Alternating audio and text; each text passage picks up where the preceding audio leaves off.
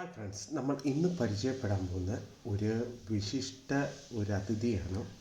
ഇതെന്ന് പറഞ്ഞു കഴിഞ്ഞാൽ ഇരുമ്പിലുള്ള പഴയ കാസ്റ്റ് അയണിലുള്ള ആൽവിളക്കാണ്. ഇത് കിട്ടിയേക്കുന്ന എവിടെ നിന്നെന്ന് പറഞ്ഞാലാണ് ഏറ്റവും കൗതുകകരമായിട്ടുള്ള കാര്യം. ഇത് ഒരു സ്ക്രാപ്പ് ഹൗസിൽ നിന്ന് കിട്ടിയതാണ്. അതെ, ഒരു ആക്രിക്കടയിൽ നിന്ന് കിട്ടിയതാണ്.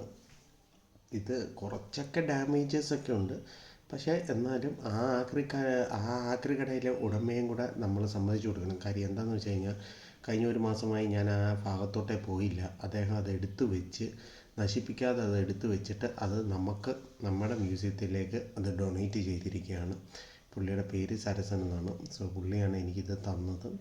വളരെ ചീപ്പായിട്ടുള്ള റേറ്റിൽ നിന്നാണ്. കാർണോവസ് ആൻറ്റിക് സ്റ്റുഡിയോയിലിരിക്കുന്ന ഒരു 99% സ്ക്രാപ്പ് ഹൗസിൽ നിന്നുള്ളതാണ്.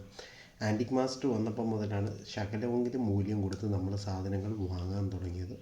സോ ഇങ്ങനെയായി ഒരു വിളക്ക് നമുക്ക് വന്നിട്ടുണ്ട്. ഈ ആൽവിളക്കുകൾ നമ്മുടെ കയ്യിൽ പിച്ചളയുടെ ഉണ്ട്, അതൊരു 4-5 ഇരിപ്പുണ്ട്.